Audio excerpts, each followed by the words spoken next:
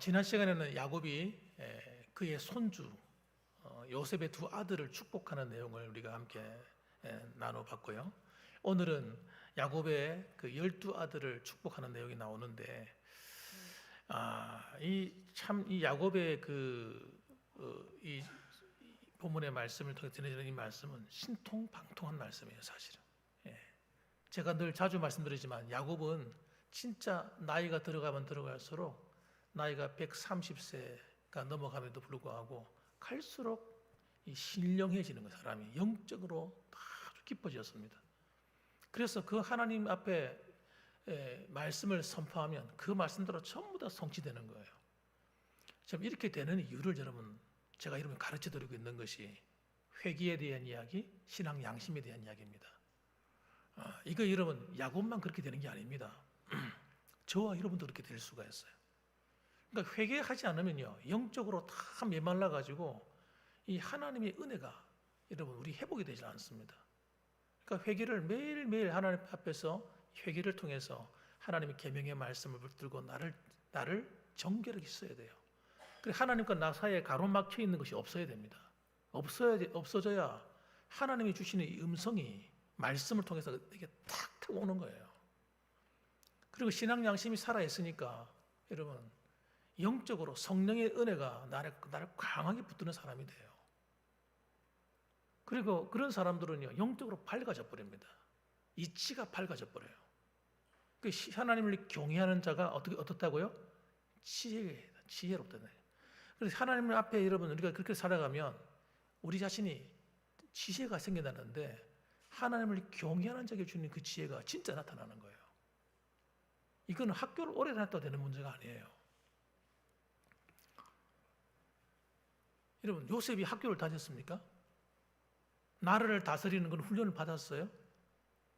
아니거든요. 그런데도 여러분 진짜 기가 막히게 그 애굽의 왕권을 바르게 탁 세우는 일을 하거든요. 진짜 중요한 일을 해내거든요. 그런 일을 정치를 할 때 나라를 운영해가는 이 살림살이를 갖다가 하는 것은 지혜다, 지혜. 그 지혜는 여러분 배워서 되는 게 아니라 따라합시다. 하나님이 주셔야 된다. 하나님이 주셔야 되는 거예요. 그러니까 이 신앙 양심이 다 끼어 있으니까 하나님 말씀에 그대로 순종하니까 하나님께서 성령으로 그걸 강하게 인도해 가는 겁니다. 그래서 영적인 사람이 되어버리는 거예요. 그래서 꿈을 해몽하고 이런 영적인 능력이 생겨나는 겁니다, 여러분. 여러분 요셉만 그런 게 아니거든요. 다윗을 한번 보세요. 다윗이 일국의 왕이 될 만한 자격이 됩니까? 다윗은 목동 출신입니다. 배운 게 없는 사람이에요. 진짜 배운 게 미천한 사람입니다. 그런데 하나님이 그를 붙들어 쓰시니까 여러분 나라를 다스리는 지혜가 오는 거예요. 우리는 학벌이 좋으면 뭘 잘하겠지 생각하는 거예요. 천만의 말씀. 물론 그럴 수도 있죠. 그런데 꼭 그런 것만은 아닙니다. 경영학과 나오지 않아도요 얼마든지 회사를 잘 경영할 수 있습니다. 우리가 하나님 앞에 다 끼어가지고 이 양심이 밝혀서 하나님 말씀에 순종하는 이 자세만 딱 되면, 안 되면 회개하고 이게 잘 되어지면요 하나님이 주시는 지혜가 오는 거예요. 장사하는 지혜, 공부하는 학생들에게는 공부하는 지혜, 회사를 경영하는 사람은 경영하는 지혜, 나라를 다스리면 나라를 다스리는 지혜, 이런 걸 하나님 주신단 말이에요. 대표적인 사람이 또 한 사람 있잖아요. 다니엘 같은 사람.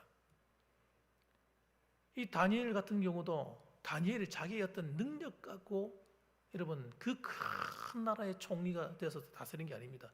총리가 3명이 있었는데 그 127도인가 그랬잖아요. 그 나라가.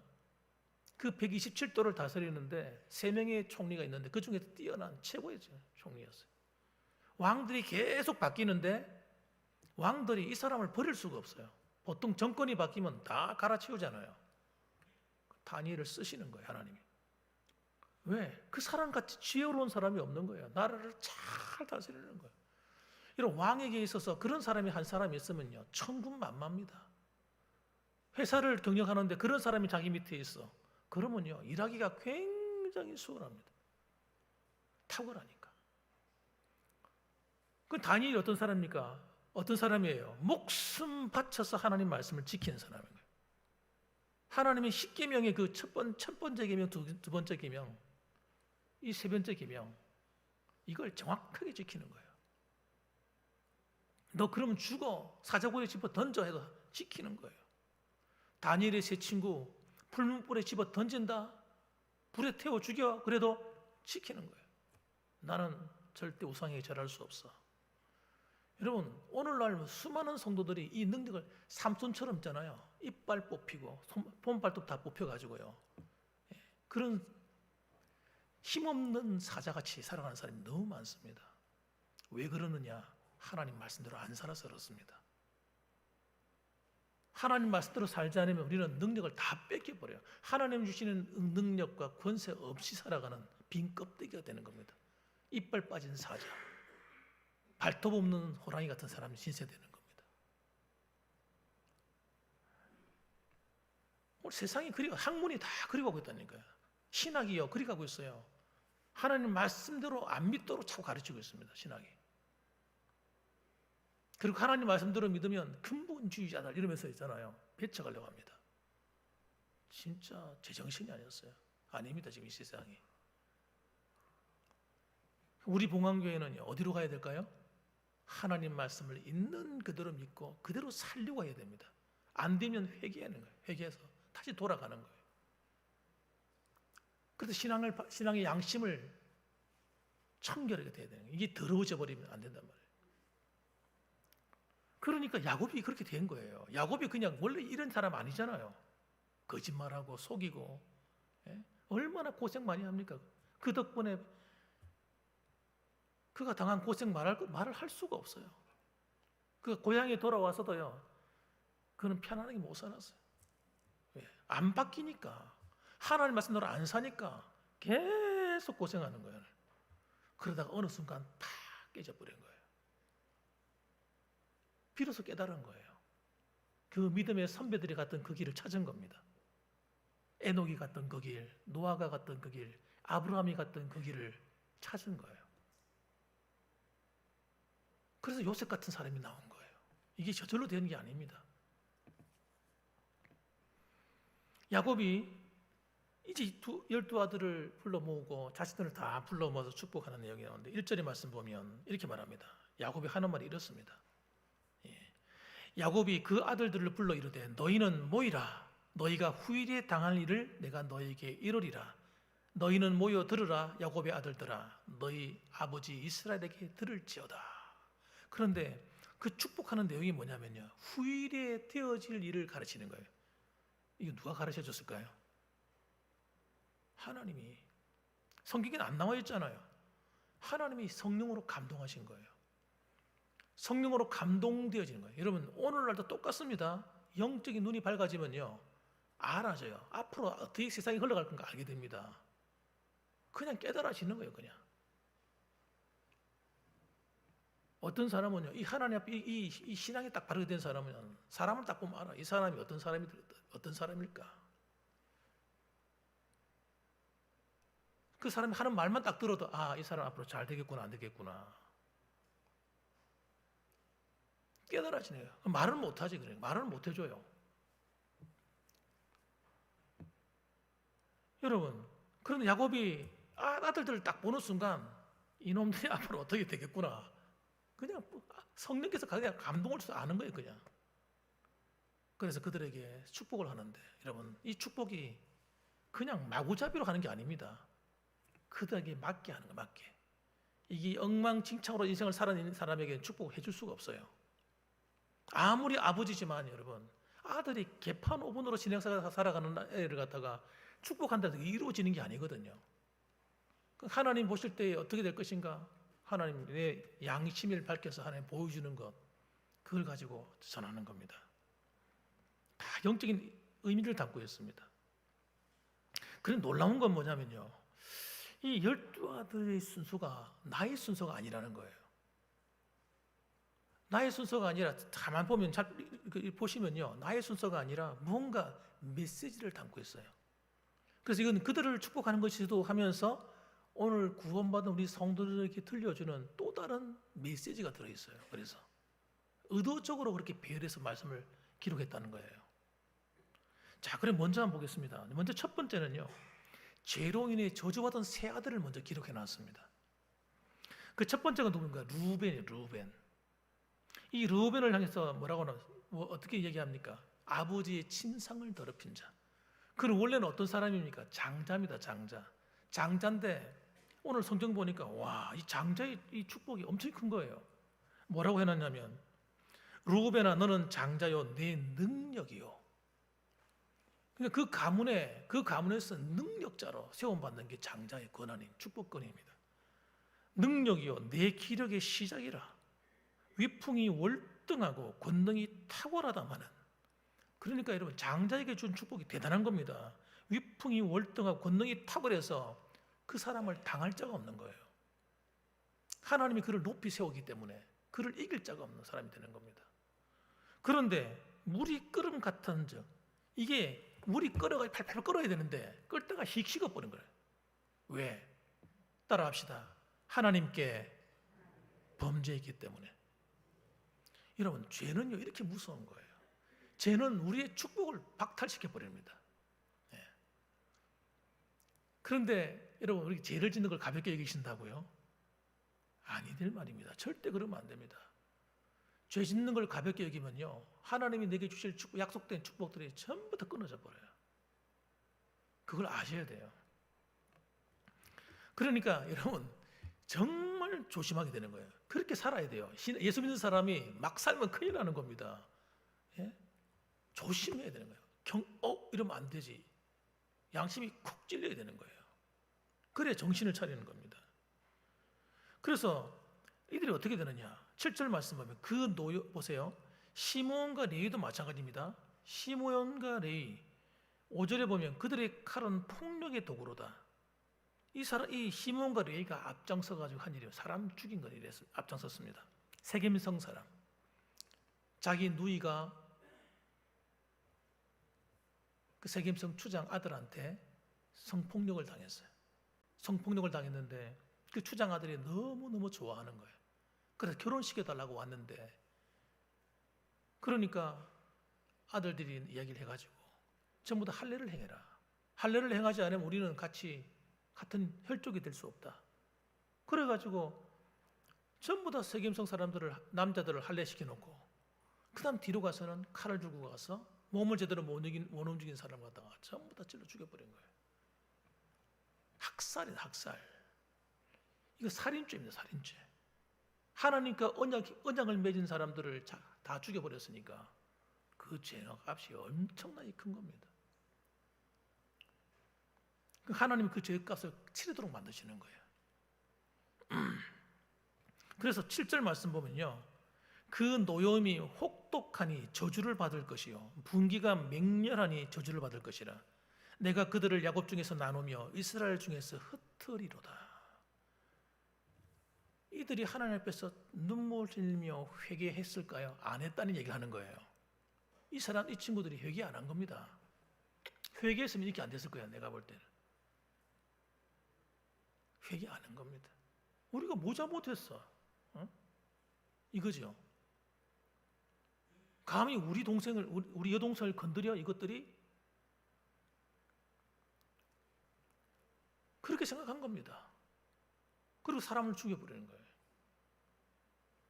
그리고 그 형은 루벤은 아버지 침상을 더럽혀서 서모와 관계를 맺고, 이런 성적인 범죄, 하나님께서 너무너무 싫어하시는 거예요. 그리고 루벤은 힘이 없어요. 나중에 보시면 리더십을 전부 다 상실해버립니다. 그가 원래는 있었는데 그 리더십이 발휘가 안 돼요. 지혜가 다 사라져버려가지고. 지혜가 다 사라져버렸어요. 시므온과 레위도 마찬가지입니다. 하나님의 축복이 다 사라져버렸어요.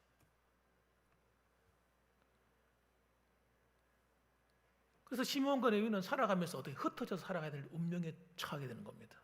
점점 흩어져서 힘이 역사 속에 사라져가야 되는데, 레위는 그래도 하나님이 흩어지긴 흩어지는데 하나님 성전을 섬기는 혜택을 더 얻게 돼요. 이렇게 되는 것도 이유가 있어요. 이들이 하나님 편에서 싸웠기 때문입니다. 이 레위가 우상 숭배하는 일에 범죄했을 때에 모세가 산에 올라가 가지고 하나님 그 계시를 받고 십계명을 들고 내려올 때 밑에서 난리가 났잖아요. 우상 숭배하고 막. 그렇게 했을 때 누가 하나님의 이 분노에 동참해서 이 하나님 마음을 헤아려서 이걸 하나님 분을 풀어줄까 할 때 레위 족속들이 다 앞장서 나와가지고요 3,000명을 다 죽여버립니다. 우상 숭배하는 데 나섰던 사람들을 다 죽여요. 그래서 레위가 하나님의 긍휼을 입은 것 같아요. 그래서 흩어지긴 흩어지는데 하나님을 섬기는 위치에 세워주신 거예요, 레위를.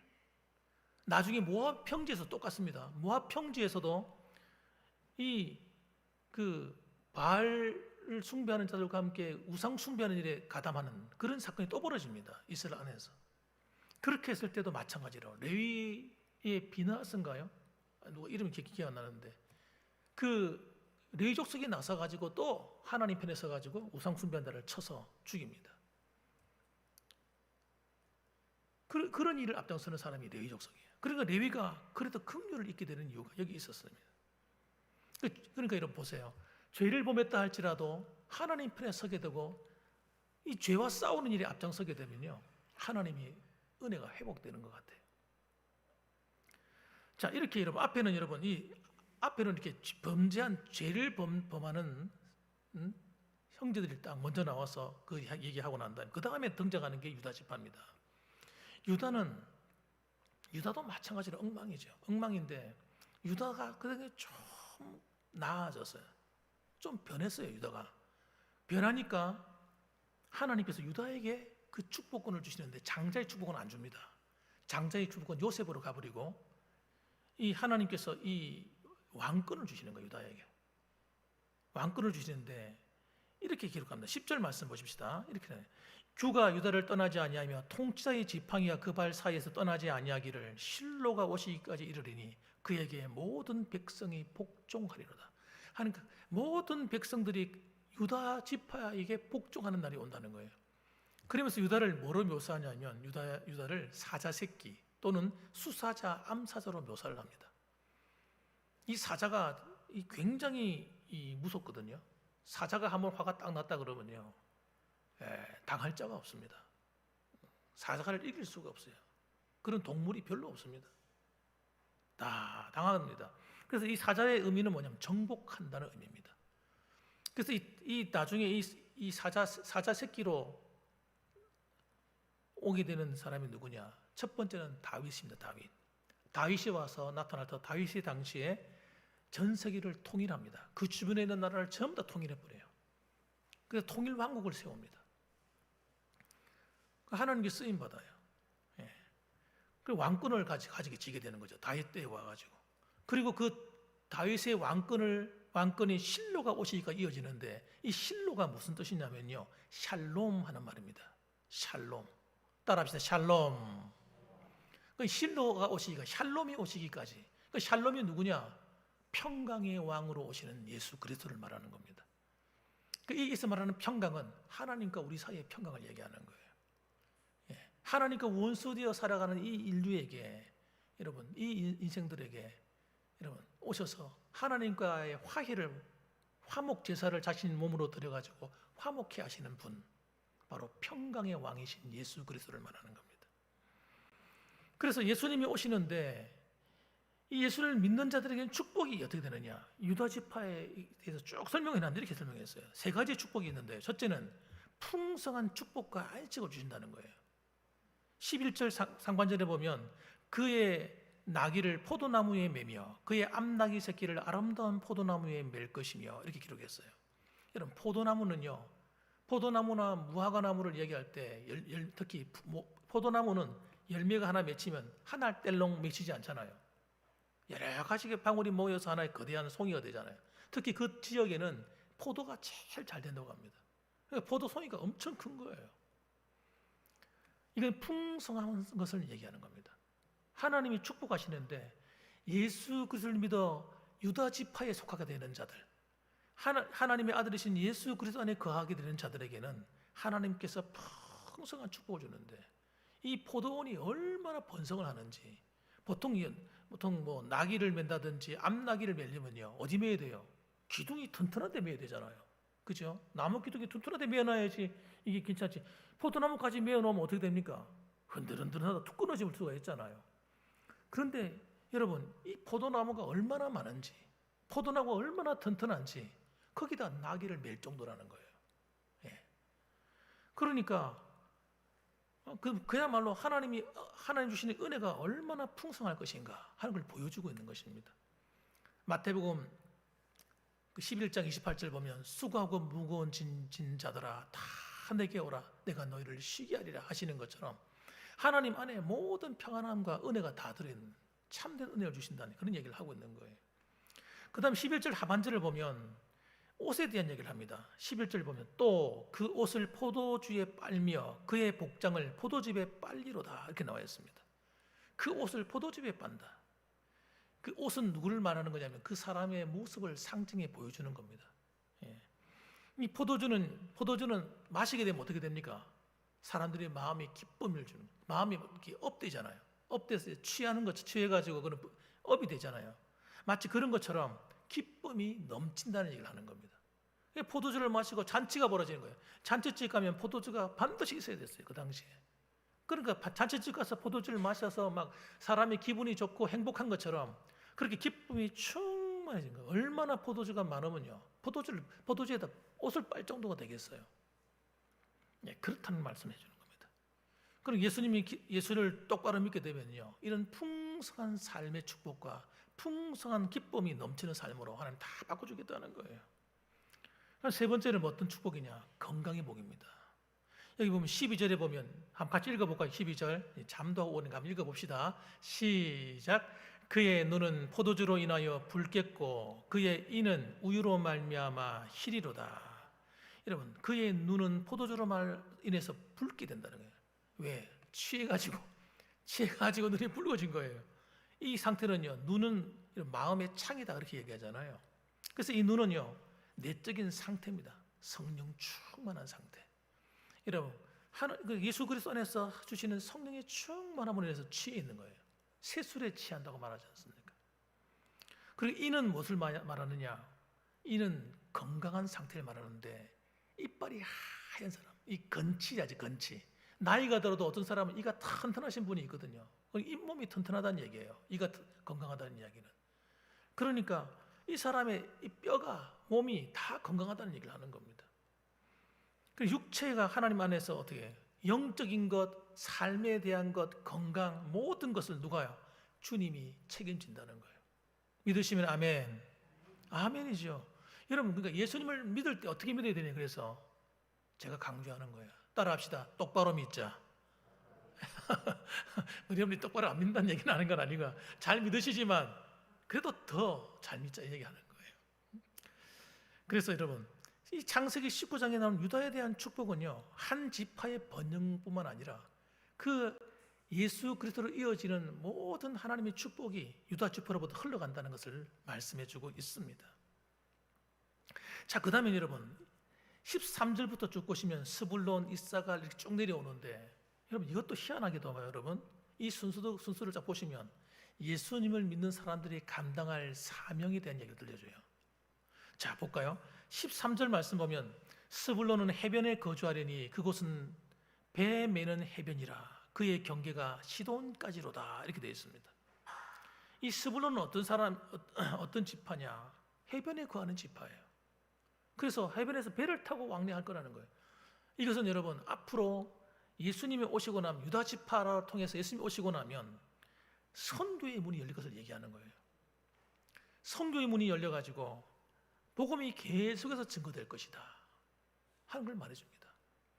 그리고 이 이사갈 같은 경우는 14절에 보면 건장한 낙이라고 나와 있습니다. 일하는 것을 좋게 여긴다는 거예요. 이 말이 일하는 게 좋은 사람들이 있잖아요. 어깨에 내려 짐을 메고 섬기리로다. 그래서 여러분 예수님 안에서 믿음으로 은혜 받은 사람들이 교회에서 봉사하는 것이 기쁘고 즐겁다는 거예요.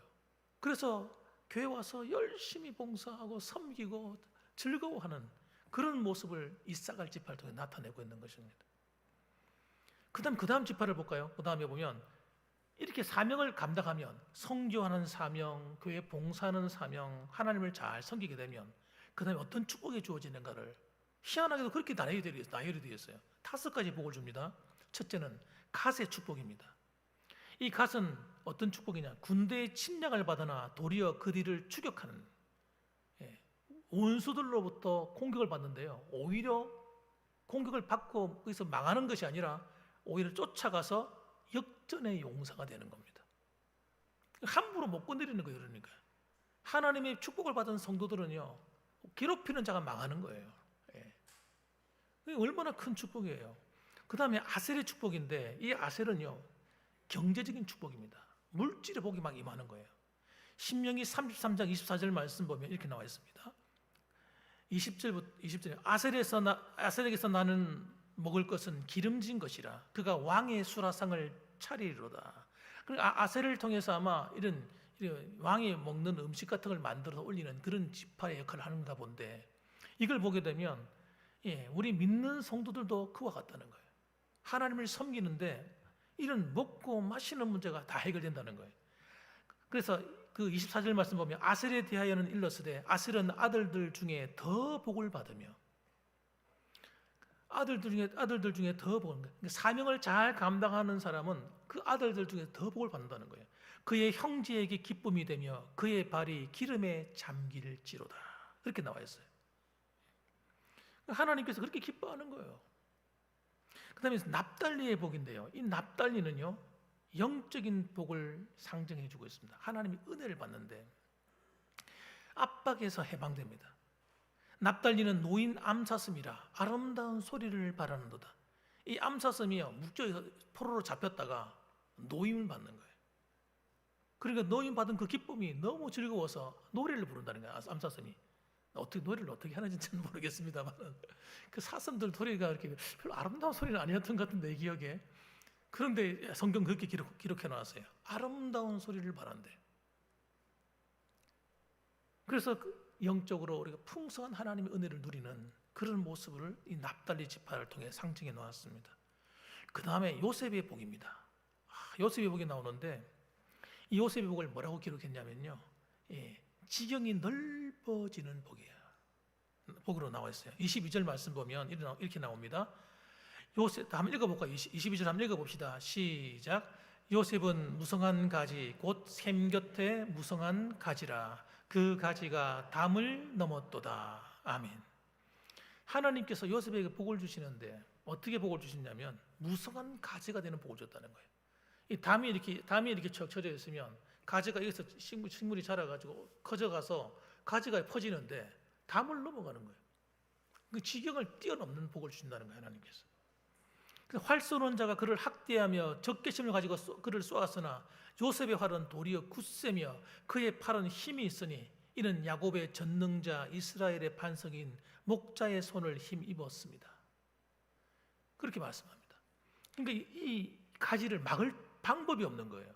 하나님이 무성케 하시고 강盛케 하시는 이 축복을요 못 막아요. 마귀도 못 막는 거예요. 사탄도 막을 수가 없어. 어떤 원수가 와도 그걸 이길 수가 없는 거예요. 하나님이 그렇게 만드신다. 근데 그것이 어디서 왔다고요? 야곱의 전능자 이스라엘의 반석이신 목자로부터 왔다. 잘 들어보세요. 이게 요셉이 잘나서 됐다 이렇게 말하는 것도 아니고 하나님이 주셨다 이렇게 그냥 말하는 것이 아니라 야곱의 전능자로 표현하는 거예요. 야곱의 신앙으로부터 왔다고 하셔야 돼요. 이 축복이. 요셉이 장자라고 말씀드렸잖아요. 하나님이 이 축복이 흘러가는데 그냥 저절로 자식들이 복을 받는 게 아닙니다. 아버지가 바르게 서 있기 때문에 그 아버지의 바른 믿음 하에서 그 자녀가 그 복을 받는 거예요. 그래서 야곱의 전능자로 표현하는 겁니다. 우리가 믿음으로 살아가는 것은 여러분 하나님이 주시는 축복권 안에 있다는 걸 아셔야 돼요. 그래서 우리 이 축복은요 이미 성경에 다 이렇게 기록이 되어 있어요. 이걸 받느냐 못 받느냐는요 루벤처럼 살 것인가 아니면 시므온이나 레위처럼 살 것인가 아니면 하나님이 말씀하시는 그 방법대로 살 것인가 여기 달려 있는 거예요. 그렇게 살아야 되는 거예요. 베냐민 같은 거 보세요. 베냐민은 어떤 사람인가 보세요. 27절 한번 보고 마쳤으면 좋겠는데 27절도 한번 봅시다. 시작. 베냐민은 물어 뜯는 일이라. 아침에는 빼앗은 것을 먹고 저녁에는 움킨 것을 나누리로다. 아멘. 베냐민을 보고 물어 뜯는 일이라고 가르칩니다. 이 말이 무슨 말이냐면요, 갈수록 강성해지는데, 보세요. 아침에는 빼앗은 것을 먹고 저녁에는 움킨 것을 나누리로다. 아침에 빼앗아가지고 자기밖에 못 먹었단 말이에요. 자기 겨우 먹었어요. 그런데 저녁에는 어떻습니까? 자기가 움키고 잡은 것을 나누어 준다. 나누어주는 신세가 된다는 거예요. 위치가 된다는 거예요. 갈수록 좋아지는 걸 얘기하는 겁니다. 하나님께서는요, 우리가 믿음으로 살아가게 되면 이렇게 만드신다. 갈수록 인격도 좋아지고, 갈수록 능력도 좋아지고, 갈수록 모든 것에서 풍성해져서 다른 사람을 나누어주고 섬길 수 있는 위치에 된다. 그렇게 말씀해 주는 겁니다. 그래서 이 축복은요, 제가 가만히 들여다보니까 이 축복은 당시에 이스라엘 백성들을 향한, 자녀들을 위한 축복이기도 하지만, 그러나 반면에 예수 믿는 우리들에게 주신 축복이기도 하다. 놀라운 얘기예요. 놀라운 거예요. 이거 보고 나니까 이게 해석이 이렇게 되더라고요.